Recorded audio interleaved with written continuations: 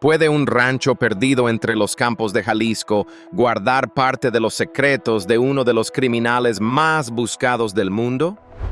Durante años, el nombre de Nemesio Oseguera Cervantes ha aparecido en informes de seguridad y titulares sobre el narcotráfico en México. Sin embargo, lejos de esas noticias, existe un lugar que ha alimentado rumores y muchas preguntas sin respuesta. Un rancho rodeado de silencio y vigilancia constante. A simple vista, parece solo otra propiedad rural, pero detrás de ese terreno podría ocultarse una pieza clave dentro de una historia marcada por poder y misterio. Quédate hasta el final del video, porque hoy vamos a descubrir qué se esconde realmente detrás de este enigmático rancho. Pero para entender cómo ese lugar terminó vinculado a su nombre, primero hay que mirar mucho más atrás. Nemesio Oseguera Cervantes nació el 17 de julio de 1966 en una pequeña comunidad rural del municipio de Aguililla, en el estado de Michoacán. Era una región agrícola conocida como Tierra Caliente, donde la vida giraba alrededor del trabajo en el campo. Su familia era humilde y, como muchos niños de la zona, creció entre cultivos y dificultades económicas. La escuela quedó atrás muy pronto y, después de los primeros años de primaria, tuvo que dejar los estudios para ayudar a trabajar la tierra junto a sus hermanos. Sin embargo, la vida en esa región también estaba marcada por otra realidad. En muchos rincones de Tierra Caliente, el narcotráfico formaba parte del paisaje cotidiano.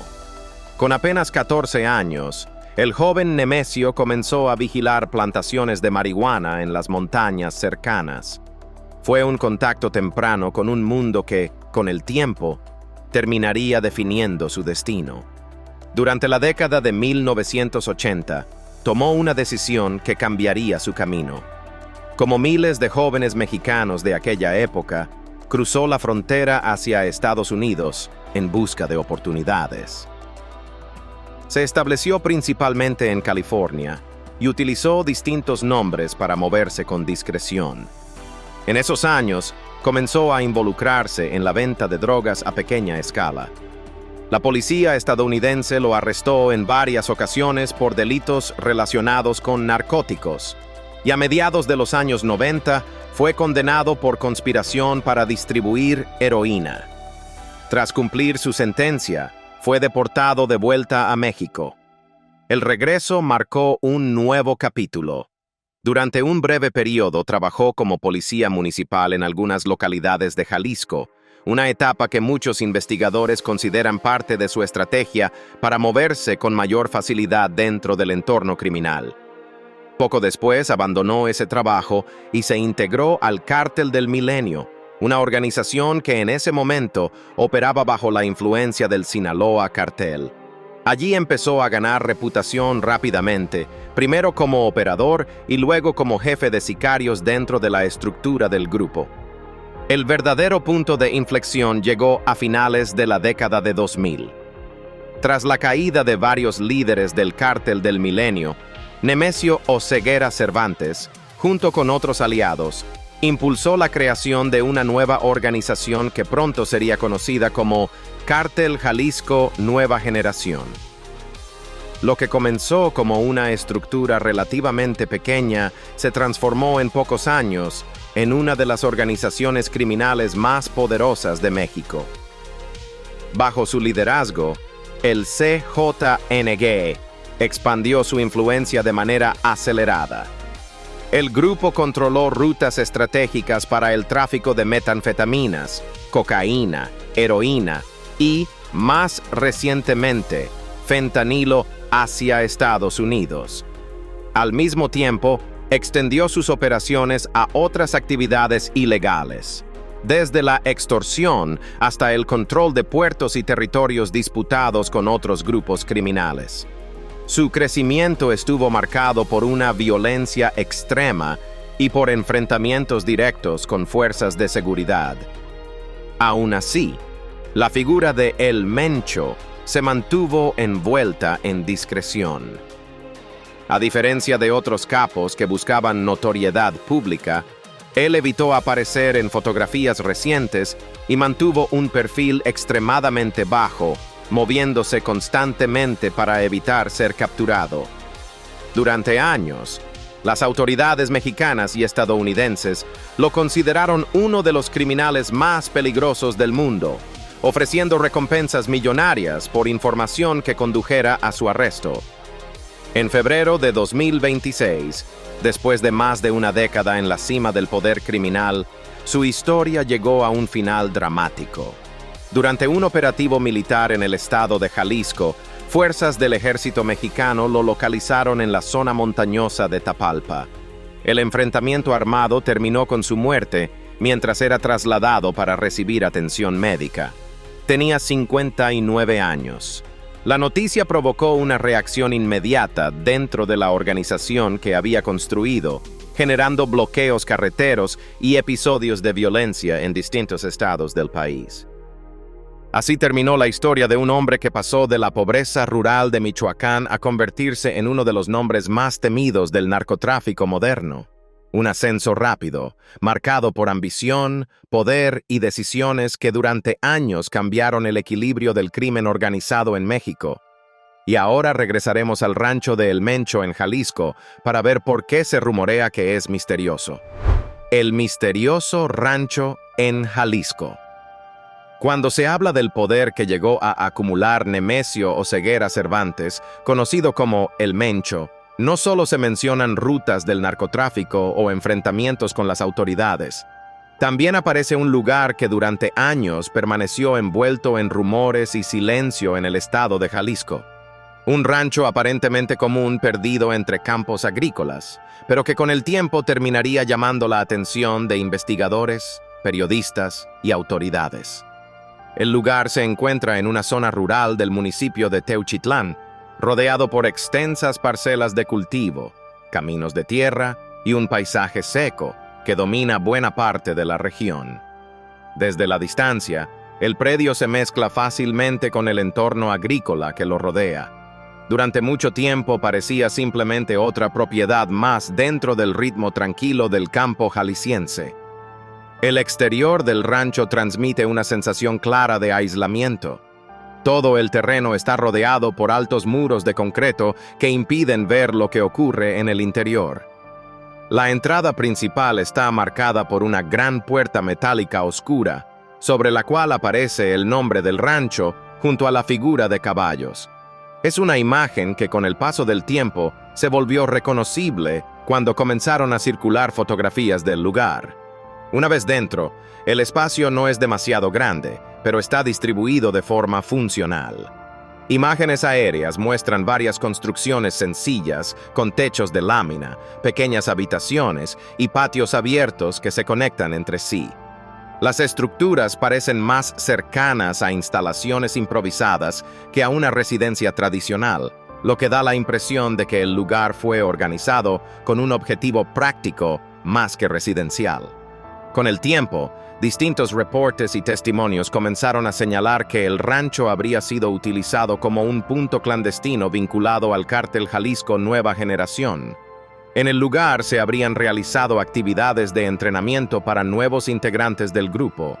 Jóvenes reclutados eran llevados al predio y permanecían allí durante semanas, mientras recibían preparación física y tácticas de supervivencia, completamente aislados del exterior.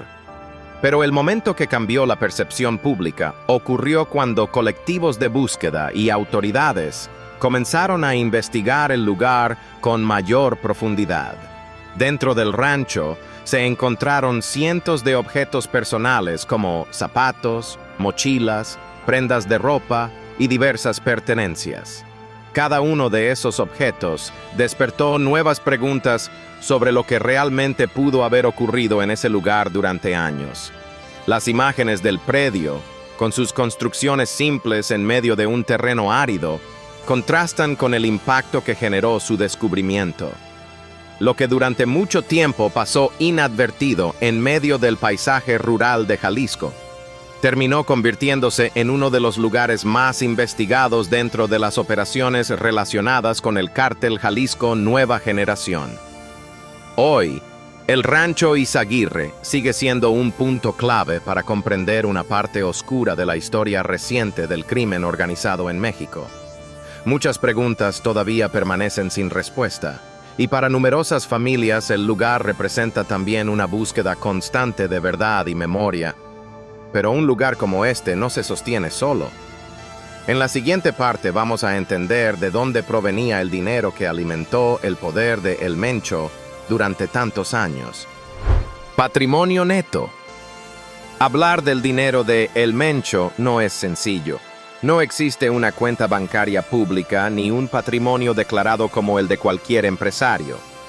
Sin embargo, distintos análisis de inteligencia de la Administración para el Control de Drogas de Estados Unidos, junto con investigaciones del gobierno mexicano, coinciden en una estimación bastante clara. Su fortuna personal podría haberse movido entre 500 millones y más de 1,000 millones de dólares. Esa cifra no aparece en registros oficiales, pero se reconstruye a partir de años de seguimiento a las actividades del Cártel Jalisco Nueva Generación, la organización criminal que dirigió durante décadas.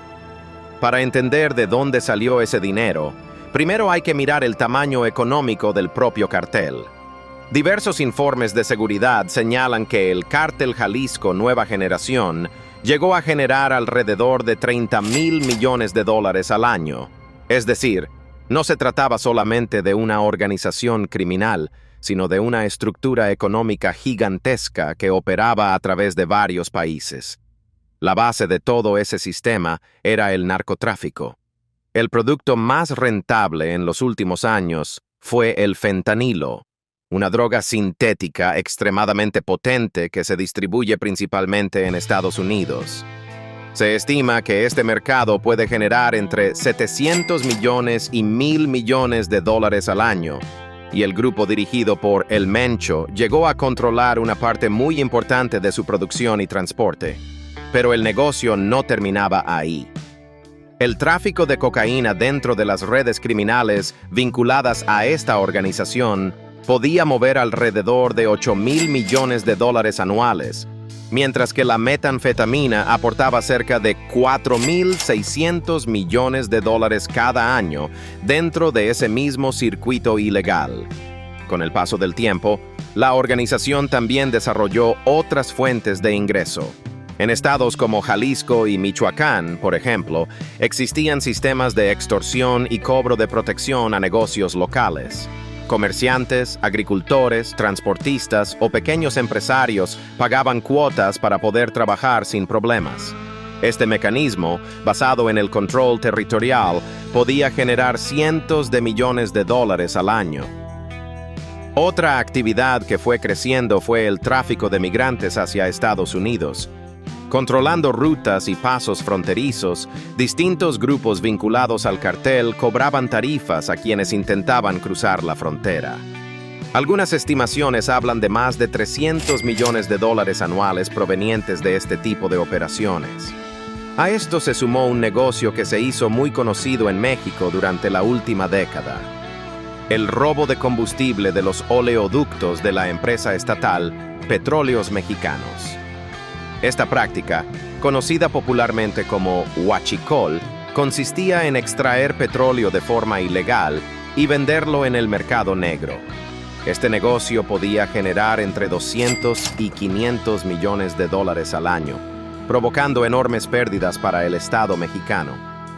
Pero el verdadero secreto no estaba solo en ganar dinero, sino en hacer que ese dinero desapareciera del radar. Para ello, la red financiera del grupo utilizó complejos sistemas de lavado de dinero. Parte de las ganancias se movía a través de empresas fachada, inversiones inmobiliarias, hoteles o restaurantes, mientras que otros fondos circulaban mediante transferencias internacionales. Algunos análisis incluso señalan que más de 3,000 millones de dólares pudieron haberse movido a través de criptomonedas. Visto en conjunto, todo este flujo de dinero explica cómo su organización logró mantenerse activa durante tantos años. Más allá del control territorial o la violencia, detrás de todo existía una estructura financiera capaz de mover miles de millones de dólares de forma constante. Y quizá por eso, incluso después de su muerte en 2026, sigue quedando una pregunta difícil de responder. ¿Dónde terminó realmente todo ese dinero? Vida personal. Durante muchos años, Nemesio Oseguera Cervantes mantuvo su vida familiar lejos de la atención pública. Mientras su nombre aparecía constantemente en reportes de seguridad y noticias internacionales, su entorno más cercano casi nunca se mostraba ante los medios. Esa separación entre su figura pública y su vida familiar siempre fue una de las características más llamativas de su historia. Tras su muerte, su funeral se celebró a principios de marzo de 2026 en Guadalajara, en el cementerio de Zapopan. La ceremonia se realizó bajo un fuerte dispositivo de seguridad del Ejército y de la Guardia Nacional. El ataúd, decorado con detalles dorados y rodeado de grandes coronas de flores, reunió a familiares y personas cercanas. Aunque el evento fue breve, generó gran atención dentro y fuera de México debido a los hechos violentos que ocurrieron en varios estados del país después de su fallecimiento. Su esposa, Rosalinda González Valencia, con quien estuvo casado desde mediados de la década de 1990, siempre fue considerada una figura importante dentro del entorno familiar. Durante años fue señalada por autoridades como parte de la estructura financiera del grupo. Después de haber enfrentado un proceso judicial, recuperó su libertad a principios de 2025, y desde entonces su situación actual no ha sido confirmada públicamente. Los hijos de El Mencho también han estado en el centro de la atención internacional. Rubén Oseguera González, conocido como El Menchito, fue considerado durante mucho tiempo uno de los posibles sucesores dentro del grupo. Sin embargo, en 2025 fue condenado en Estados Unidos a cadena perpetua, más 30 años de prisión por delitos relacionados con el tráfico de drogas, por lo que actualmente cumple su condena en una prisión federal de máxima seguridad. Jessica Johanna Oseguera González, la hija mayor, también enfrentó cargos en Estados Unidos por operaciones financieras vinculadas a empresas relacionadas con el entorno del cartel. Tras cumplir su condena, recuperó la libertad en 2022.